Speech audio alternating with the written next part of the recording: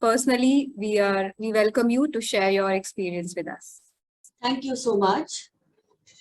So I'll start presenting now, ramming it. And just from a magazine, he got this inspiration and he started, building shuttering and started ramming. And these are the first rammed earth experiments in Auroville. And what I'm trying to get here is that when we talk about vernacular and when we talk about our beauty and natural inclination to inclination to follow earth architecture, we need not be limited to what technology we right now see around us. We are all linked by books and now by network even. And we need to upgrade ourselves. We need to question why we do what we do and do it from our understanding as of today. And yeah, so Popo has started these rammed earth experiments as early as in the 1970s, early 1970s. There you see local people ramming. So these are the techniques that don't need specialized people from outside. Anybody can get up and say, okay, I make my own house, I ram it, and there it is, a wall is ready.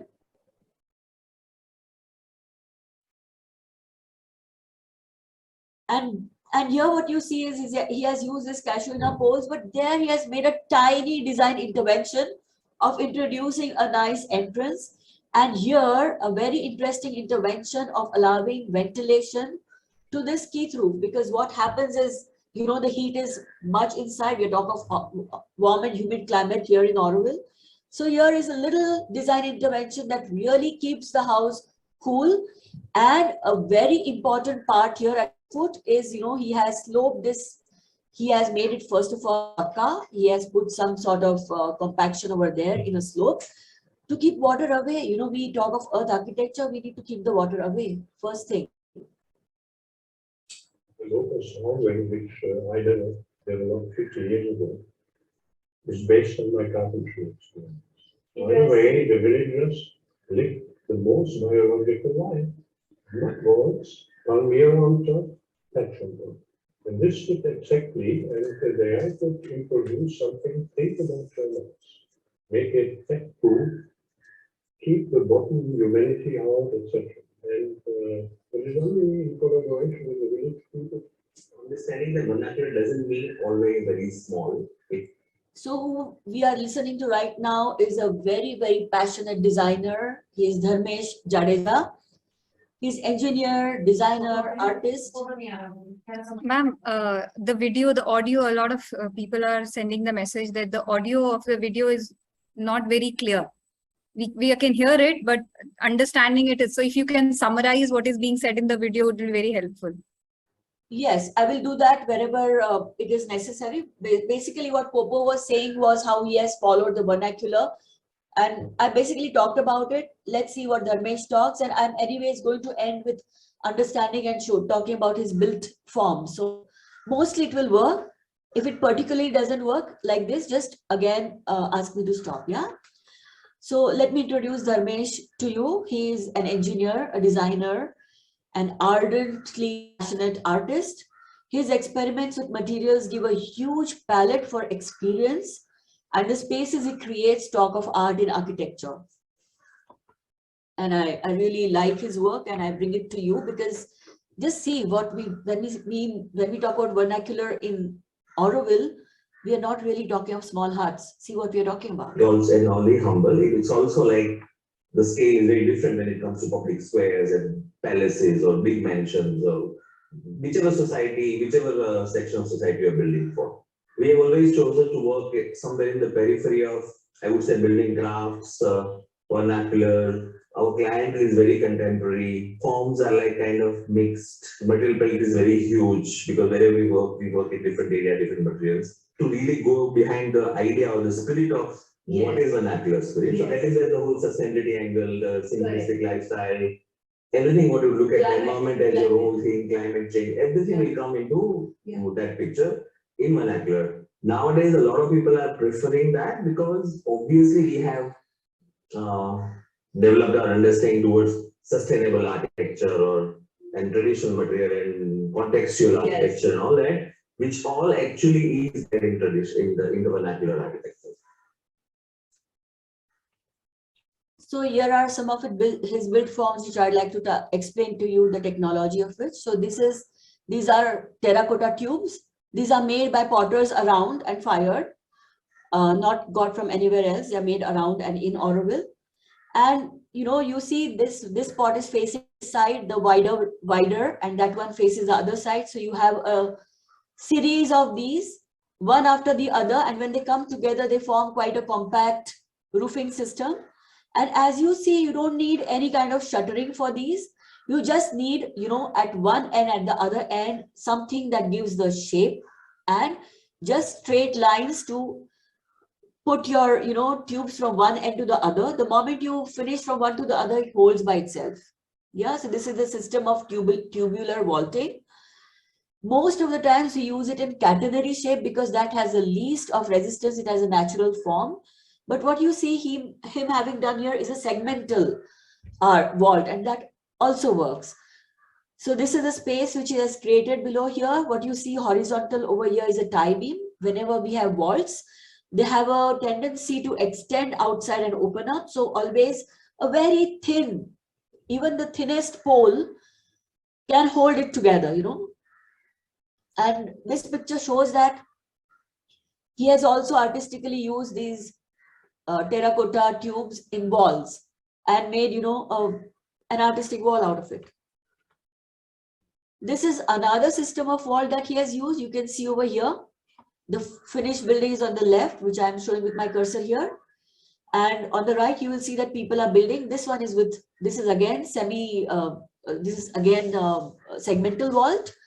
It's done with bricks. And after finishing and after, putting the pointing, this is how it looks. And this is another way of building walls. And here we see jack-arch roofing system, which he has used. And as you see, the building is not single-storied. This, in fact, goes on to be G+2. And this is what we mean as vernacular in Auroville. You see on the left side, there's this building, which has what you see here. Bricks are achakali bricks. These are country bricks. This is a form of a very olden type of brick used. And Dharmesh very regularly kind of mixes and matches it with rammed earth. It forms a very nice contrast with the rammed earth.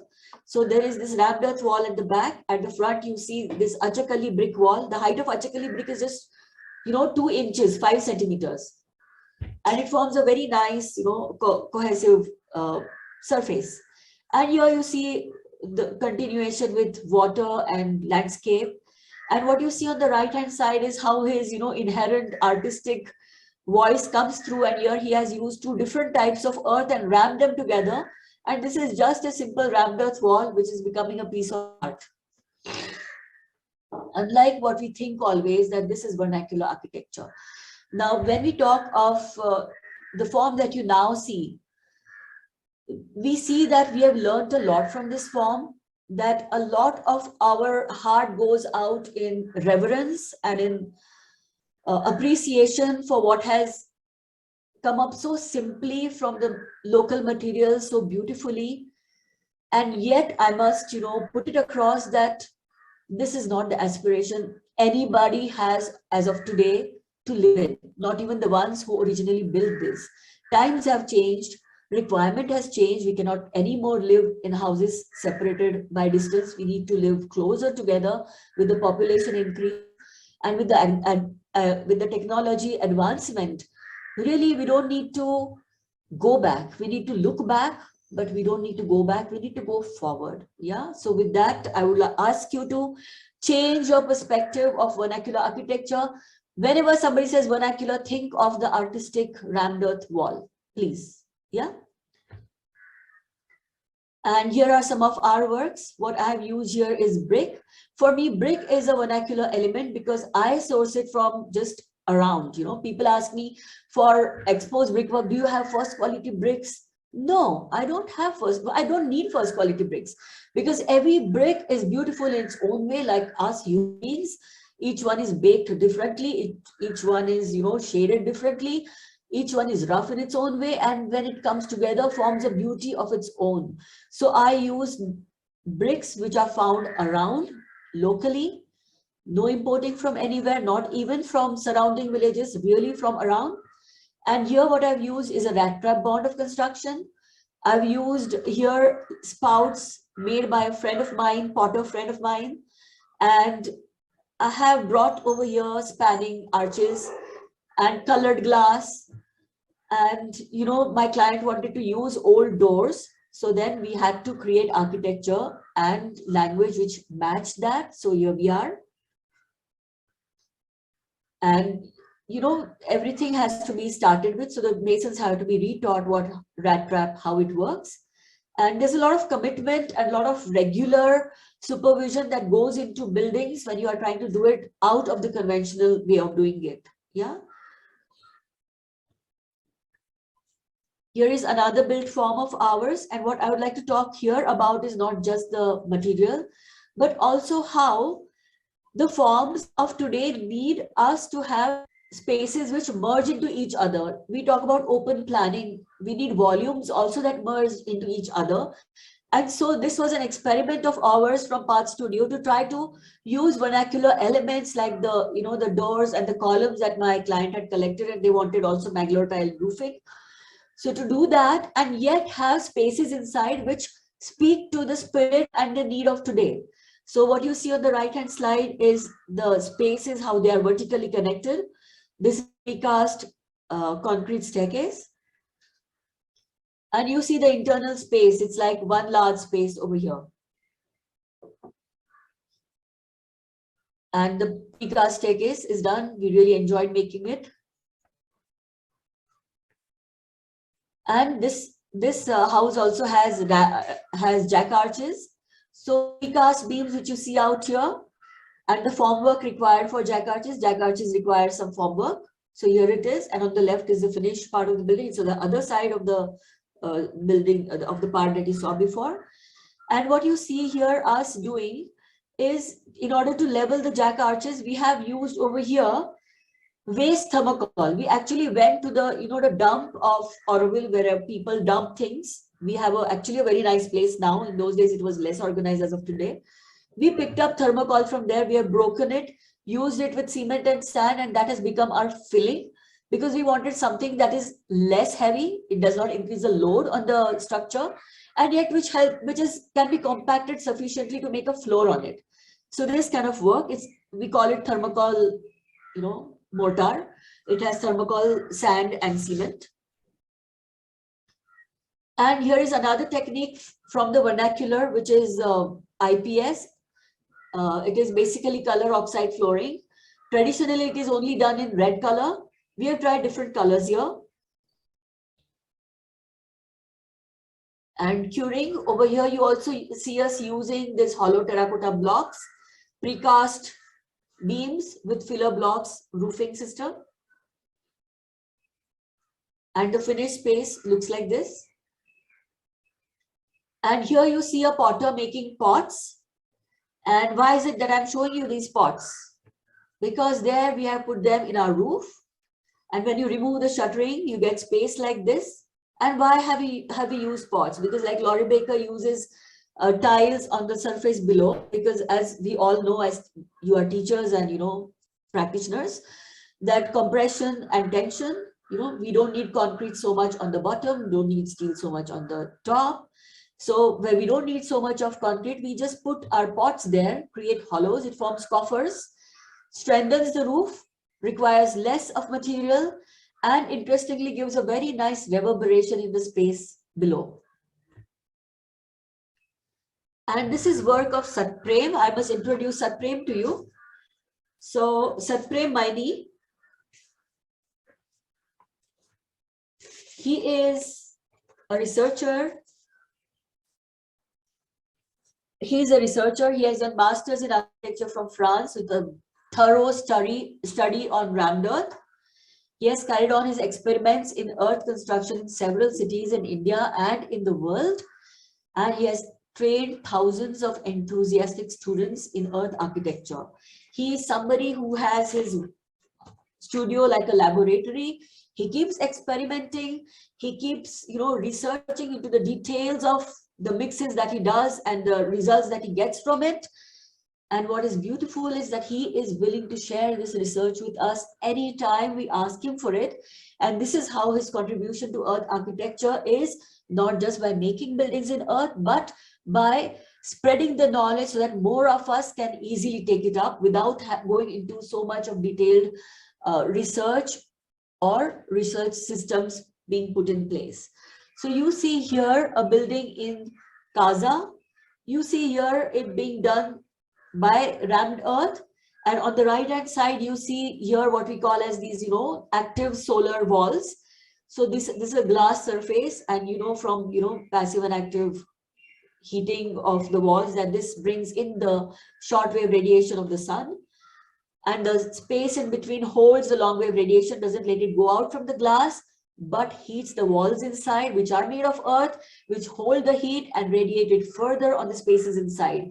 So this kind of system of building keeps the spaces warm in the winter, cool in the summer, and requires mechanized means of cooling to a very bare minimum.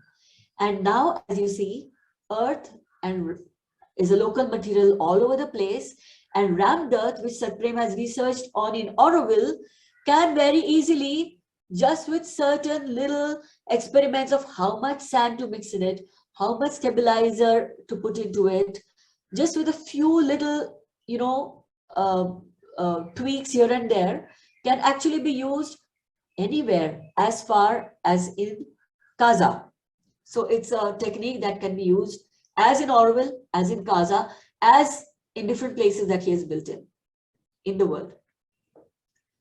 This is Sharanam Rural Development Center near Auroville. And here, for the first time, I see him using not rammed earth walls, but poured earthcrete walls. Now, the difference between rammed earth wall and poured earthcrete wall is that rammed earth happens in layers. You have shuttering, and you ram in layers. You ram a layer of 12 centimeters up to 7 centimeters. So after ramming, it gets compacted. You compact by ramming. The other method is used here is poured earthcrete, which goes faster because you don't go layer by layer. You don't need a big shuttering here of the entire wall. You take smaller shuttering and pour in earth, sand, because now sand is not easily available anymore, and different grades, of course, aggregates with cement. So when you pour all this together and you vibrate it like you vibrate concrete, it forms a load-bearing structural system, smaller shuttering, lesser time, yes, more material. You need more aggregate, more cement as compared to rammed earth, yeah? So here he has used it as load-bearing wall. And what you see above is a vault made of compressed, stabilized earth block. So Satprem is one person who does not believe in using bricks. He totally feels that even if they are local, even if they are made around, they consume fuel in stabilizing by burning, which is a conventional method of stabilizing earth. He does not burn his earth. He compacts it and he rams it. So here you have special compressed stabilized earth blocks he has made for vaults, and those are the ones he has made these vaults with. The span starts, it's a conical vault. It starts at the span of 6.5 meters and goes on, where you see in the second slide, the span of 11 meters. So who said earth has limitations? It's our minds, it's our expectations that have limitations. We have done some trials to use earth in waterproofing, for example. So we have done, yes, our goals of the Institute here, they were waterproof with stabilized earth at the time. It was perfectly fine for the first 2 years. And after 2 years, it started to depend on that, mainly after 5 years. This is the kind of research we do, which is not really failure, but from research I have to learn. Yes. And now we know what to do. So now what we're doing with this stabilized earth waterproofing is working, because we have done some different laying of the layer, different recipes for the mixer. Tonight, first, in fact, we should see what has been done in the past. The people that have a lot of knowledge, a lot of wisdom. Sometimes they were not so good, sometimes it's clear, but mostly the vernacular have a lot of knowledge and wisdom which was accumulated over centuries. And Yes. we cannot erase that. The teacher has to try to learn from what was done locally, and then see if it can be used as step like this, or if you have to improve it, or if it can be developed with all the modern knowledge we have today, and then proceed. Auroville is a living example of that, how different people coming from different walks of life, following their own what we call Swadharma and Swabhav. They have been taking up different activities, whether it's a field of environmental regeneration, alternative education, alternative economy, architecture, construction technologies, and many other diverse range of activities in a city's life. Why we have been using here the framework of what we call self, society, and environment. So we need to take care of self in terms of our own both spiritual development and self-alignment of with our value system. And then society is very key component. Self, society, and environment is the larger framework which provides all our living conditions and all the elements which are supporting that. So the alignment of self, society, and environment is key. So we go to how we sometimes need to contextualize the vernacular. In the slide, you see Popo, his building now. Before he did that with wood. Now he has replaced wood with precast concrete elements. And what he has done here very beautifully is where he connects them, he doesn't hide them. He actually accentuates the connection and you see it for what it is. And this is one way of contextualizing vernacular, not the only way, as you will see. And also that sustainable is local. We cannot question that anymore. Sustainable is local.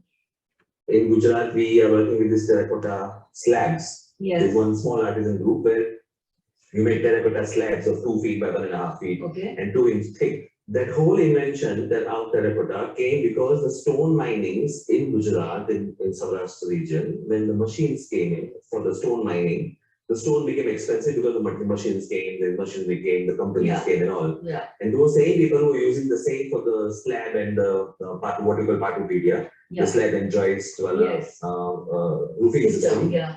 It was the kind of a pakka roofing system. People were using this in Rajasthan, Gujarat. It's very, very common. And on top of it, you have the lime thing and all that.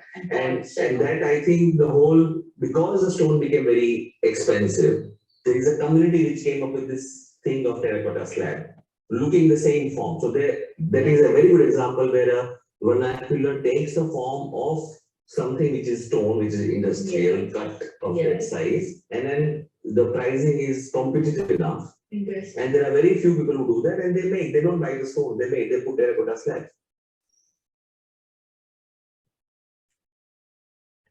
My experiences and learning has always been in Porbandar, where I come from, where fairly things are very, I would say, vernacular, not in a very old way, but we have very beautiful colonial architecture, which is sprung out of very nice local materials, which are like stone, lime, a lot of wood because it was a port. And if you look at like houses which we see even now, couple of 100 years old, most of it is done from within very few, like I would say 5-10 kilometers. And everything which is built within 10 or 15 kilometers, whatever, invariably it is sustainable, regardless of the vernacular form. Try and achieve as universal forms as you can, which are very much influenced by the lifestyles, the people, the culture, the philosophies, and built by very simple, normal, humble materials which are in the nearby. I think what I always liked in all our studies we've done in Chhattisgarh, West Bengal, or Gujarat, or Saurashtra, recently the Tamil Nadu traditional art directory, in everything, the whole accessibility of the material is extremely important, because how accessible the material is to somebody. Yes. So if you're building your own home, how easily you can access your material. So that's why, like, if you look at tribal houses of Santhal houses, or if you look at Chhattisgarh earth architecture, look at Gujarat Narendra architecture, Kutch mein Bhungas, or even Saurashtra mein stone and the terracotta patu, what we've discussed, they're right across. And one of the biggest way people follow those vernacular principles, because material is accessible. And what has changed in our time is the whole dependability of of a community on how you build your house. So Right. when you put too much concrete, you put too much of all this industrial material like sheets and Yes. a lot of other things, Yeah. their control over that is very minimal. They Yeah. don't even know how to repair, they don't even know how to build themselves. Yes. First, it is to use the local material. That is with the minimum of transportation, minimum of processing also in general, and use the local human resources. Yes. That means, and this is for me the way to be sustainable, because the approach of sustainability has to be first with human resources. Makes no sense to bring steel from Mumbai, Calcutta, and then a lot of glass from Hyderabad or cement a lot from where. Very high avoided energy and very high carbon emission. Using local materials, vernacular techniques gives the end something totally local and homogeneous is the best for also development. The thumb rule of sustainability, the largest share or proportion of sustainability formula would be being local. In anything, whether it is architectural practice, sourcing of the material, food coming from surrounding region, when we look at the dimensions of sustainability in different Right. walk of life. Right. So I see vernacular more from that perspective. Architectural expression and using the material is one of the components. Correct. It is about being local. And you can only be local if we can create again the possibility of making our young ones aware. What does that local area, what does that region has? And I think it should be a cultural movement level kind of thing. So now we come to vernacular at community level. So what you see here is a picture of pole housing, and enough has been, yeah, it's a part of, sorry, this is part of Tamil heritage. It's a Thinnai, it's called Thinnai. And what is very amazing, I feel, about Indian cultural systems, whether it is Thinnai in Chennai or whether it is pole housing in Ahmedabad, is that every element is beautifully worked on. Every space, the way the column rises, the way it ends, where it ends, the roof itself, you see every place as a place for an artist to express himself or herself.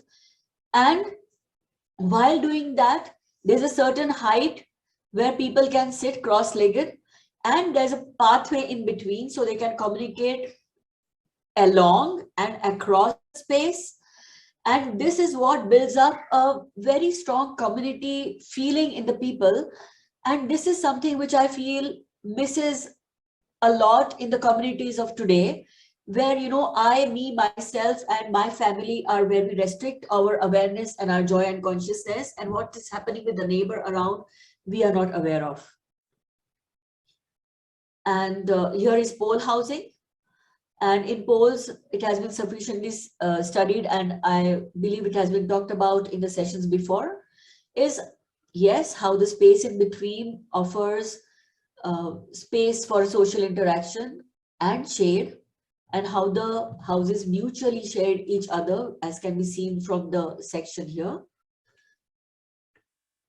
So what we come to is housing in Auroville. This is Grace community built by Helmut, one of the very fine architects in Auroville.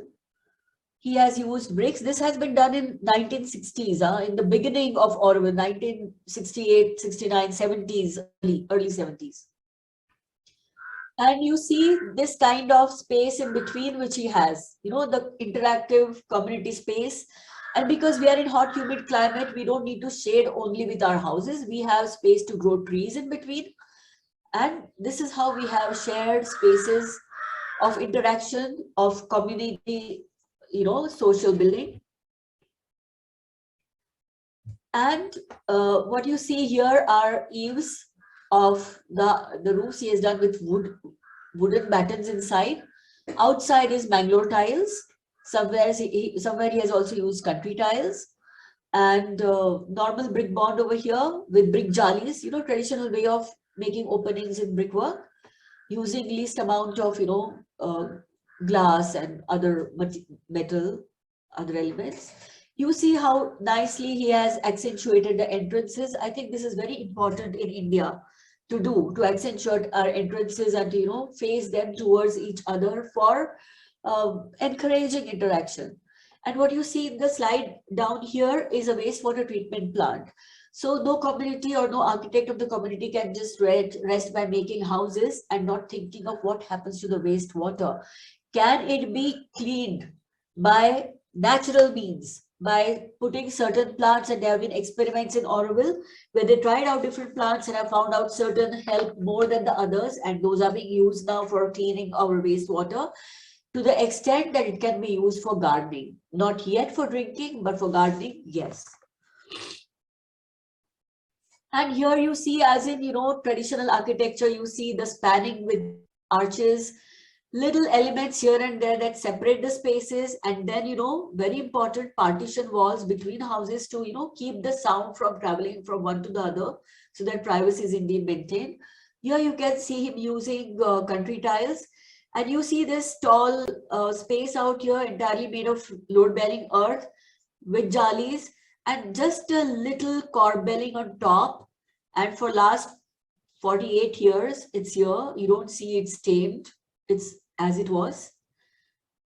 And yeah, that is what happens when we do things consciously, understanding the forces of nature and the possibilities with the material. And then he has introduced, I think he was one of the first ones to introduce just a 6 centimeter thick precast staircase, precast stair. Each stair is separately made, cantilevered, just 6 centimeters high. And see how beautifully he has just put it along with the building. And one looks at it and one sees that somebody has thought a lot and done this. This is work by Popo. It's a community where he has used semicircular arches in brick. You will see gap between this brick over here, these bricks over here, and the shuttering here. And that gap is because he uses achakali bricks. These thin bricks that I talked about, he uses them on the surface below to a very clean face. And then he just builds the arch with normal bricks. And in the climate of today, huge openings, venturi effect, you need it, you have it. And what he's doing here is he's closing one end of the vault with a dome. So he has a hemispherical dome and a semicircular vault meeting. Like this, very neatly. On one side where he needs the wind, he takes it in. On the other side, he's closing it with small openings, venturi effect. We keep talking about Boyle's law. And on the aesthetic level, you can see on the left, again, precast steps being used. Once somebody uses, Auroville is like a library. When I start a building, I also take a walk around and see, okay, this library, what is it that I want to, refer to this time? And there it is. So you have precast steps and, it's just a simple railing, the simplicity of it, going with the simplicity of the brickwork. You see the beautiful achakali brick vault, and that is vernacular. And vernacular at a community level, not at a single building level. This is called realization housing, built by Supreme. This is built by using, the walls are using compressed stabilized earth blocks. The walls and the domes that he has used are also with CSEBs. Again, a housing project, not a single standing house. Again, you see space in between for interaction of people. Here on the left side, you see precast beams, concrete. He has shaped the CSEBs to be able to hold reinforcements and concrete.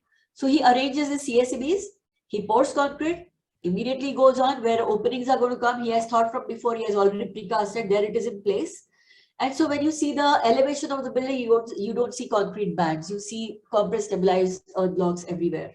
And here on the right, you see the starting of a squinch shallow dome, because he's going to build above. This is G+2 as well. So this is a shallow dome, he's going to build above it.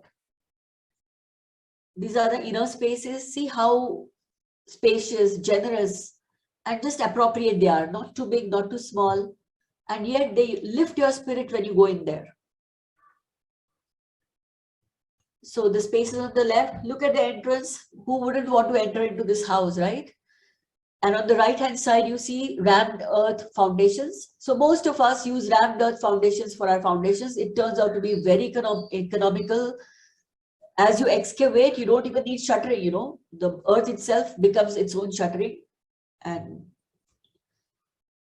just 60 by 60 centimeters of cross section, you can build 1 story. 70 by 70 centimeters, G+1, 90 by 90 centimeters, G+2. Rammed earth has been used until G+2 in Auroville. Here is Humanscapes housing by Suhasini Iyer. And what she has done here is she has used kadappa from kadappa. She went and collected kadappa, all the excess from, you know, Andhra and places which have excess kadappa thrown on the roads. So she has sent people, gone and collected kadappa, cut it on one side to use it for her walls. So the outside here, what you see in gray is kadappa. It's kadappa, and on the inside is brick. So half kadappa, half brick is a lower part of the wall, or sometimes a whole wall. Here you see it's a lower part of the wall. Above that, she has used poured earthcrete, you know, the material we talked for with Satprem and Sharanam. She's used this material. She has not used these elements as load bearing. You can see this is a frame structure. And then she has, again, shallow walls, segmental vaults, and these are made of bricks. So this is the housing that has come up in Auroville recently. And what you see here is space for collective, yes, but also space for water percolation. So when it rains, the water fills up here. That has two purposes. One is, yes, water percolation, as we mentioned, but also these kind of spaces, when you give around the living spaces, then the water fills first there and does not start flooding the living spaces. So these are also flood control techniques. This is the plan of the housing. And here is Prosperity Housing, Dada Studio.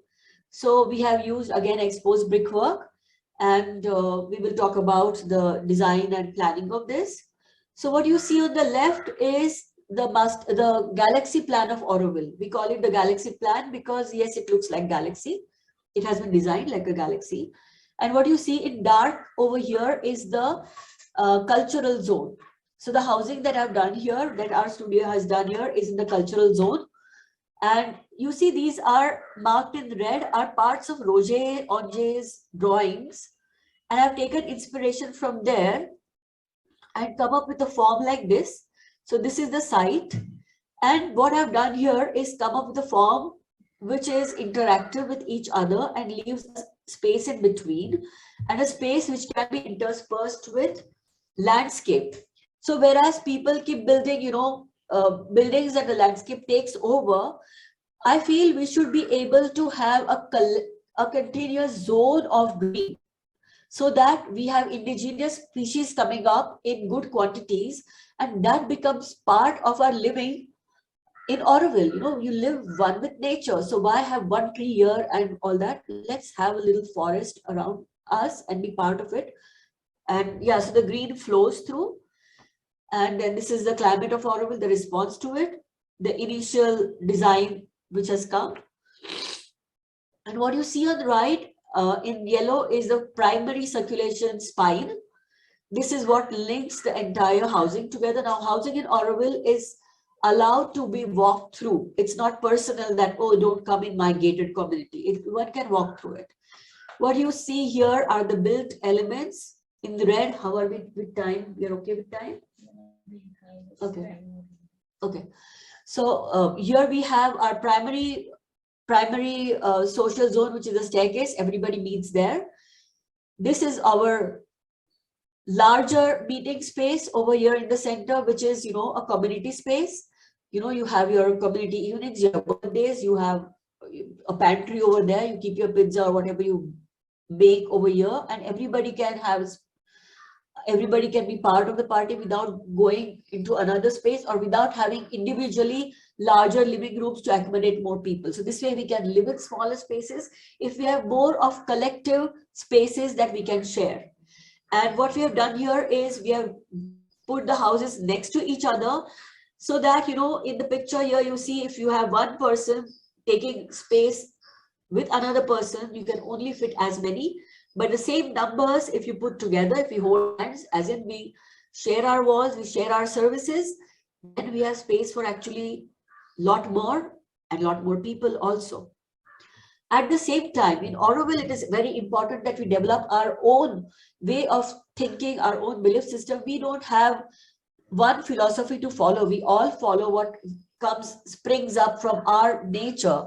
And therefore, we need space, private space for even being and experimenting with who we are. So what you see in hatched green over here are the other side of this built space, which you see here. And here, every house has its own space. And this is a space where it's private. People are walking on this side. On this side, you have space to yourself, space to build yourself, be yourself, and experiment how you want to live in your life. So this is the housing. And we are talking about the entrance spaces again. I'm going to go a little quickly now because we have very little time remaining. And you will see that I again use the rat trap bonding. So what I've used here is certain vertical elements that kind of hold the composition while the organic shapes move. So the parts that are holding the composition vertically are the study areas, and the parts which are flowing are the living rooms. So it is symbolic also of life. The more we build ourselves from within, the more freely we can, experiment being who we are and in the life cheerfully, joyfully. These are other pictures of the housing. And yes, this colored glass is something which I have taken from my childhood memories. Against the light, it is something that has always had a capacity to elevate my spirit, my mood, and I offer it to the people as much and as aptly as possible. This is another housing we are working at. Now, this is where we say we take vernacular to, higher levels, ground plus 6, ground plus 7. So this is a very simple system made simply so that we can add rammed earth walls, jack arch roofing, and with a composite structural system of partly load bearing and partly framed, we would be able to do up to G plus 6. This is we have given this for permission. So this is as yet only on paper, but this is all thought behind and part of the design system. As you see on the left side picture here, it has shared, shaded spaces for social interaction, which I believe are very important for any community to have. Very defined entrances. And what you see importantly is taking green at higher levels. As people go up, they should not be divorced from the green on the ground. The green should also go up, and only then we can maintain a kind of emotional balance for the people. And then what you see below here is the courtyards that came in vernacular architecture. Now we have a larger scale courtyard where the living rooms of each house face, and we are a larger family around that courtyard, and this courtyard plays the same role as courtyard in a single house, that of bringing people together in shade, in sharing of space, and in sharing of whatever activity or hobby. Up here we see water collection from the roof water collection system, which we have already included in our landscape. And with this slide, we go to vernacular at a larger area level. Now we cannot anymore say that I am doing sustainable architecture and my family and my few neighbors are sustainable, so we are good. What happened in Bangalore today? We know that we cannot say that just being sustainable, you and me, can take us anywhere. Now we are past that time. We are in the time where we need to make this a mass movement. We need to learn from our past and go in a mass movement over larger area, and with cooperation and holding hands with people around, so that we all live sustainably for us to be sustainable. So now no longer working together or thinking about other people is no longer about generosity or about humility, is actually about selfishness. If I want to be well, my neighbor has to be well first. Otherwise, that's not going to happen. So thankfully, probably, we are in a situation where thinking about others is the only way of thinking welfare for us. And this way we go to a larger area level. So this is Hampi. And in Hampi, as you know, 24 kilometers of aqueducts have been made to bring water from Tungabhadra to Hampi, not just length, but also at the elevation by water siphoning. So system in Hampi, system in Jodhpur, you know, when you have topography, which is high, elevated at some place, low at another place, naturally at certain places there will be ponds, if we let them be. If not, we will suffer, as we are seeing. This is Chennai. Very well documented, very well researched, nothing needs to be said, where there were beautiful ponds, you know, temple ponds, water used to collect from one to the other systematically, avoiding floods, avoiding scarcity of water. Today, we have to buy a drop of water. All our underground water aquifers are full of saline water from the sea. So this is Auroville, our communities, no gates, people can move around, water can flow. And this is plan of Auroville. If you see topography, this is a Google map. If you see the topography, this where I'm pointing out is a ridge. So in Auroville, water has a tendency to flow on two sides. On one side to the sea, on the other side to other parts of Tamil Nadu. So in Auroville, first and foremost, what we need to do to sustain is to hold water.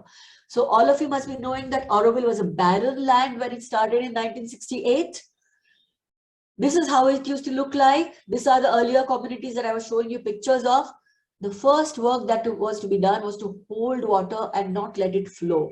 So on the left side bottom slide, you see what we call bunding, holding water. On the right side bottom slide is where we now use for percolation of water. So now it's not only holding water, but also percolating. Again, one for recharging the water table, second for avoiding flooding. Yeah.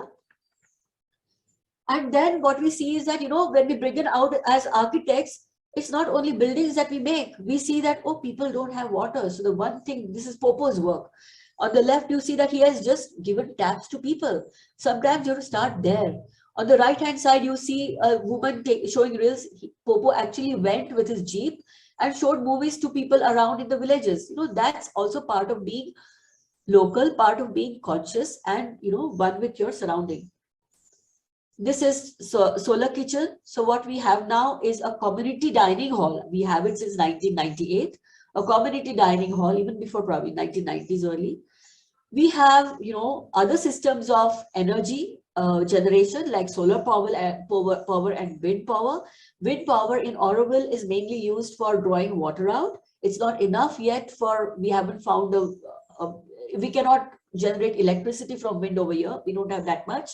We can generate electricity with solar power and pumping system with wind energy. What you see down here is one of the Asia's largest bowls at that time, solar bowl. Now it is not largest. It was when it was built. And what I come to now, one of the last slides what I have is that when we build with vernacular, what we have now understood as vernacular, then we don't build very fast with, you know, quickly pouring cement, concrete here and making quickly this system. And we build at a pace where we include the people around, not just the people, but their skill. So these are the people. If we build by concrete only, then we are giving all the, all the profits, monetary profits, as well as livelihood profits to the contractor and to the manufacturer. But if we take time to, you know, build with other materials, then we are giving the profit to the people around. And as people around thrive, so do we. And then we see what we have on the right-hand side, this man who is so proud of what he's doing. Because when you're appreciated, when your work is used, this is how you will be. And I hope that all people, all workers around us be like that. You know, when I started doing prosperity housing recently, I did in 2016 I started, and already by 2016 I had to go there and work on the normal English brick bonding with the masons. You know, they were even almost forgotten that. Everybody has become good at pouring. Load bearing walls, no, they've forgotten how to. Rat trap, I can understand, I had to supervise much more, but even the English bond I had to supervise. So what is happening to the skill around us? You know, The moment we don't look at vernacular, the skill around us is disappearing, and the beauty around us is disappearing. The personal touch is disappearing. The humanness is disappearing. And vernacular in architecture education.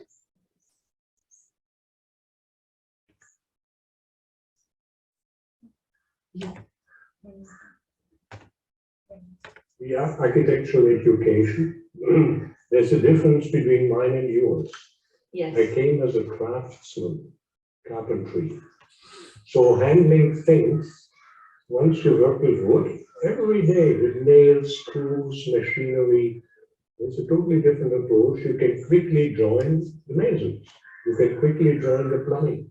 A lot of things which we are talking about right now here are not directly being taught in schools. Yes. So that's a big problem. Yeah. So there's a whole academic Manthan has to happen, that what are we teaching, you know? Colleges and institutions can just put that spark that there is something out there which you can discover. Yes. Or let them discover. No, I think that joy of discovery is also something. Now, you don't have to tell everything. They have a certain whatever curriculum, that within the curriculum you can play a lot. Yes. That also institutions don't want to play. If somebody doesn't want to do it, how are you going to convince them? Yeah. So they want to talk about it. It's a lip service what we call. They want to do, because today it's not very fashionable if you don't talk about earth. No, Right. It's very fashionable to talk about vernacular, to talk about earth. It's very fashionable. Yes. What we do behind, nobody cares. We have to offer the students a wide range of knowledge and uses from the school to start with, and then if they want, they can explore further, Yes. learn more, and they learn from that. So you should have been paid first, and then you can go to the study of vernacular architecture. I have to organize networks. The only way, because we have trained almost 14,000 people for the last 23 years. And if you have spread all over the world, you have just a drop in the ocean. But if you can organize yourself with a network of people who are nothing to the same kind of work, then you have a group, then you can have more influence locally, and then you can do something. Our learning institutions, knowledge imparting institutions, they have to be living embodiment of what knowledge they are teaching. Imagine a big city like Chennai, Pune, Mumbai, Delhi, all these have some 20 to 30 architecture institutions.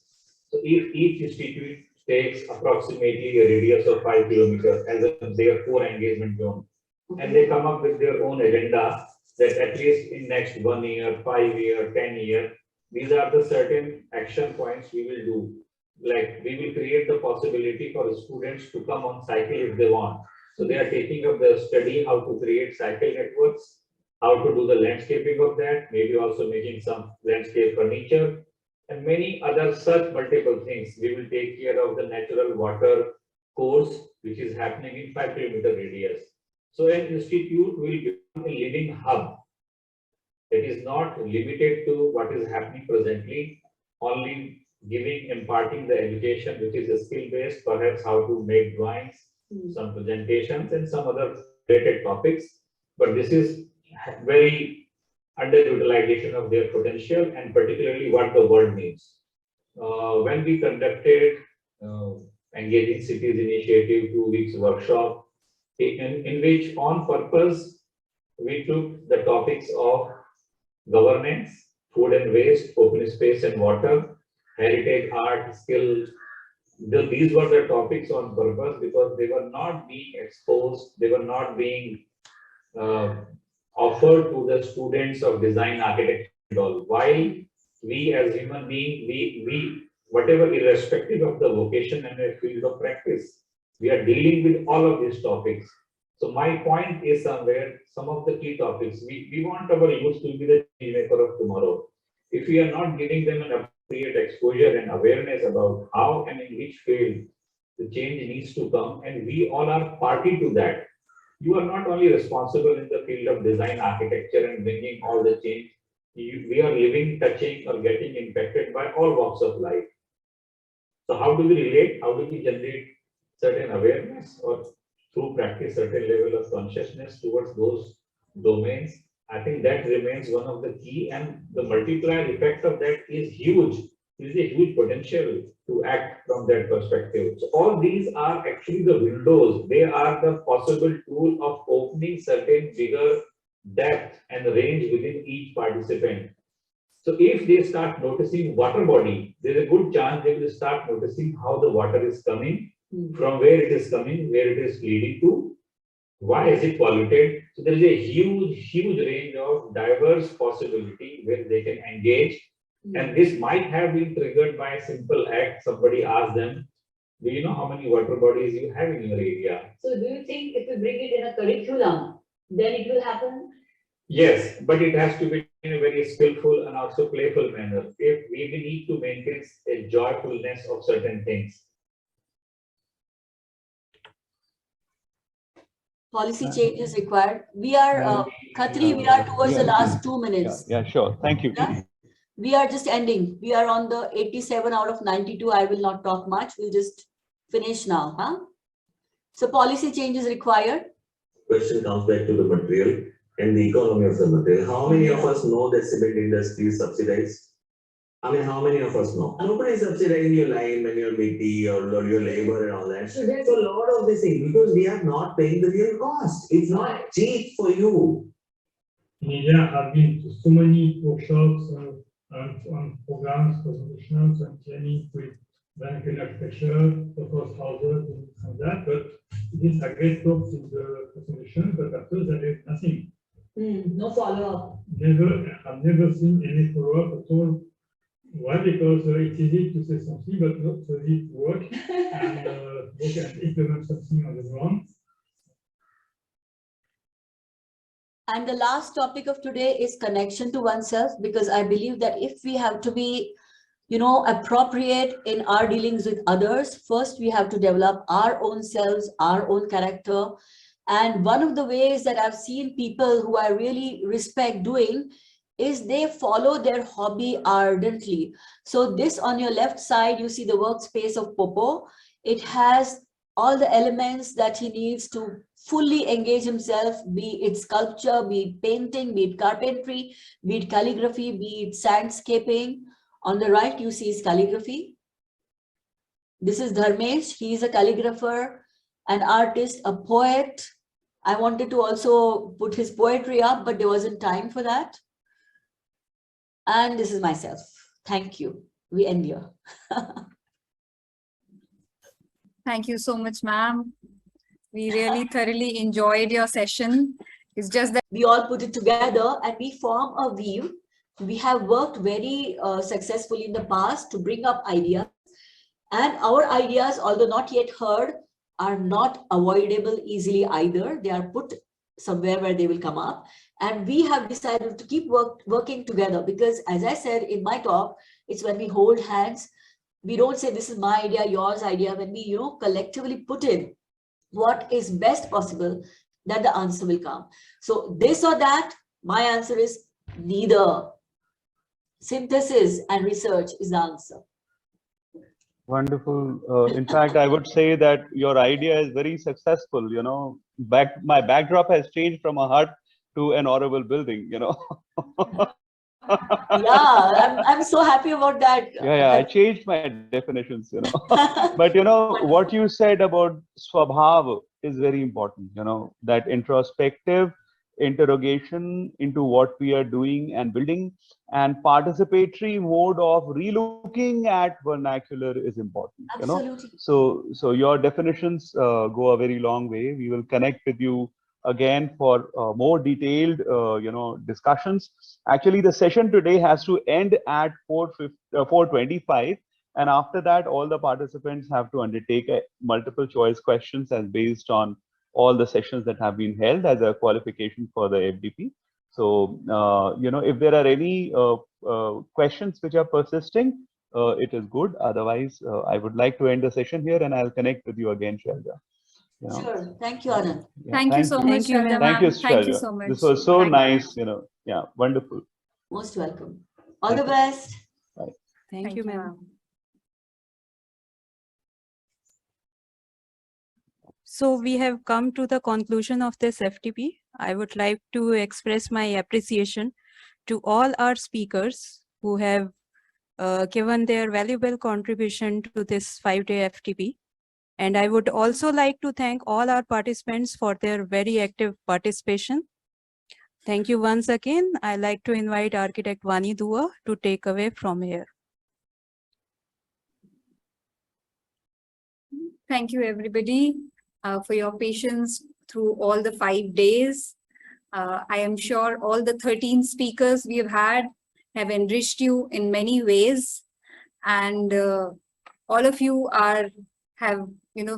your learning curve has steepened immensely.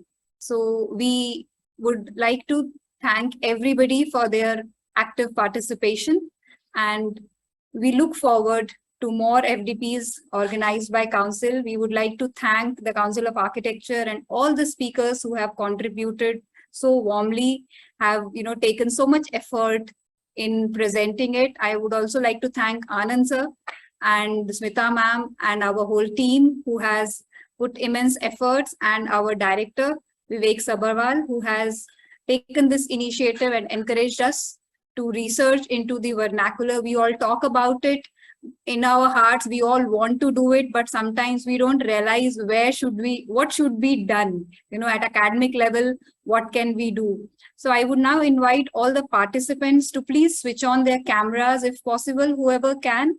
And we would like to take a screenshot with all the participants. We've just not seen you or heard many of you. I've only heard some questions. We would really want all of you to please switch on your cameras.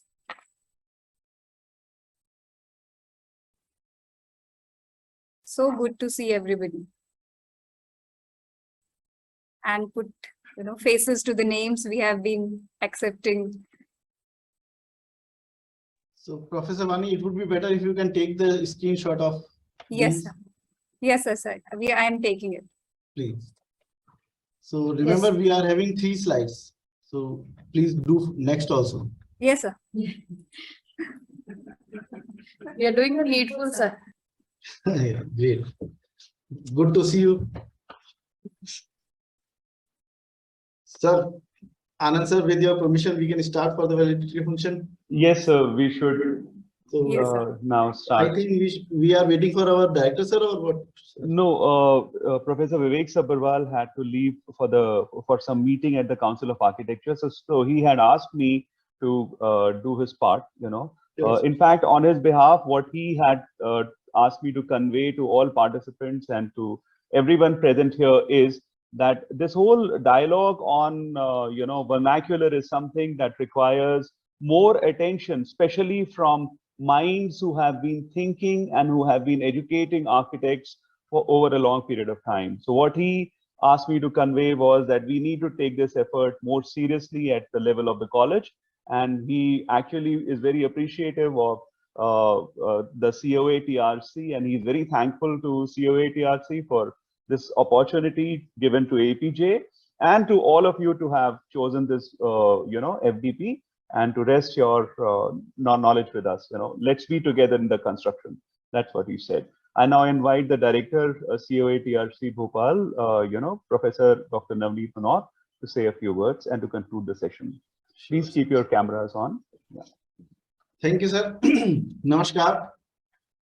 On behalf of the Council of Architecture, New Delhi, I, Dr. Navneet Munot, Honorary Director, COA TRC Bhopal, would like to present the concluding report as well as offer my sincere thankfulness to all the stakeholders who are the part of this 5-day faculty development program on vernacular architecture and traditional construction practices in Indian cities. The first day of this program was started as per schedule on 19 September 2022. And we are enough fortunate that Professor Habib Khan has accepted our invitation, who took the inaugural session on vernacular architecture and traditional construction practices in Indian cities.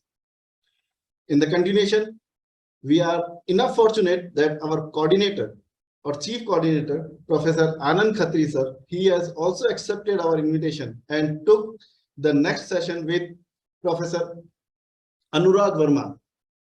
And he has given a very insightful presentation on understanding the historic traditional, cultural, and vernacular. In the third session of the second day was taken by Professor Manish Chalna on heritage conservation and vernacular environments. The fourth session of this FDP was taken by Professor Bharat Dahiya, and he talked about the vernacular architecture of sustainable Asian cities. In the next session, that is fifth session on the same day, was on resilience in transformation, vernacular architecture of India, that was taken by Professor Sanjeev Singh. The sixth session on the third day was taken by Dean de Cruz, architect Dean de Cruz, and he talked about the making the vernacular contemporary. The second session was taken by Professor Hinazia on sustainability and resilience in vernacular architecture. On the fourth day of the first session, conducted by Professor Binual Tom on vernacular coastal architecture and its building physics.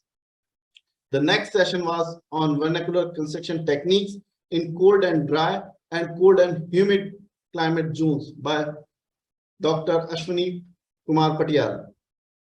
And the last day, first session was on structural retrofitting of traditional and vernacular building by architecture by engineer. He is not architect, he is engineer. So engineer Bale Huzur. The next session was conducted on retrofitting aspect of services in vernacular building of cultural significance and monuments by architect Pankaj Modi. And today, that is the final day of this faculty development program, was concluded by architect Shailaja Bhati, where she talked on vernacular built and clustering in emerging new concept societies, and he has presented the cases of Auroville. And we are really glad that we could conduct this 5-day faculty development program as per its original schedule. And for the same, I heartily congratulate all of you for the amazing efforts that you have taken and the sheer will you have displayed for making this program an enriching one. On behalf of the TRC Bhopal, I congratulate to all the program coordinators and moderators, Architect Vani Dua, Architect Gunjan Tyagi, and Architect Richa Kushwa. My special thanks goes out to Professor Anand Khatri for taking all the responsibility from the last 3 months. Sorry, from last 6 months, not 3 months, to coordinate this 5-day program by consistently taking some time out from his busy schedule. In the last but not least, I would thank all my colleagues, delegates, and participants and experts who are the part of this 5-day events. Thank you. Namaskar. Over to you, ma'am. Sorry to intervene, but you miss Smita, ma'am. Yeah.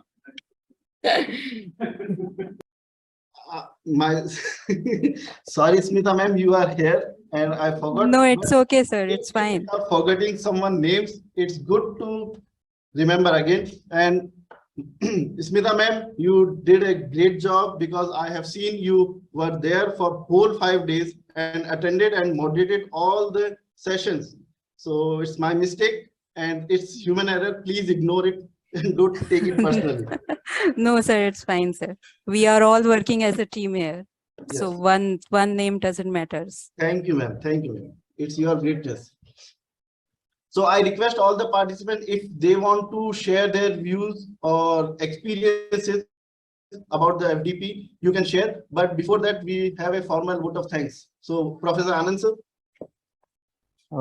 I must acknowledge that I'm very thankful. You know, it was a very exciting session, and working with you all was very nice with the support of COA TRC. And in architecture, theoretization, literature development, clarity is very important. You know, we very easily mix words, and like all structured branches of knowledge, our knowledge needs to get more structured. Like, you know, throughout the session, I have been listening and thinking again. So I am at a point where I feel that vernacular architecture is not a term.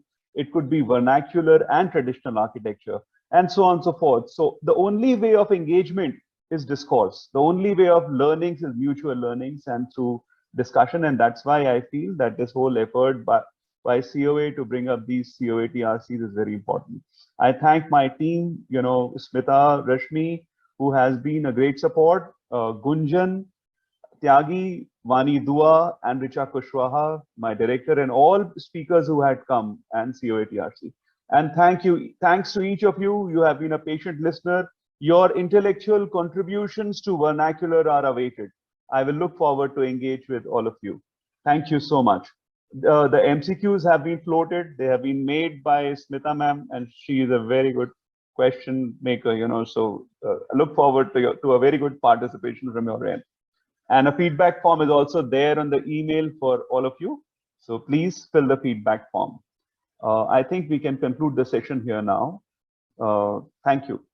Thank you, Navneet. We look forward to meet you again. Thank Bye. you, everyone. Thank you so much. Thank you, everyone. This is my humble request to all participants. Please do not forget to press the button submit for the MCQ. And we have already mentioned in our instructions also, which you are getting in email. So please take care of that. All of you, please, namaskar. We'll meet soon again in another FTP. Thank you. Now we are going to close the meeting and session. Thank you, sir. Thank you.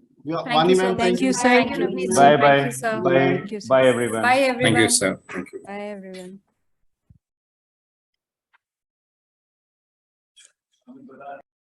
Are we not able to access the MCQ? No, ma'am, we are not able to access it. It says permission needs to be given Yeah. by the owner. Yeah, exactly. Yeah, same. So can the host team please answer this query? Yes. Recording also, it says stopped. it started at 4:15 and it will stop receiving responses at 5.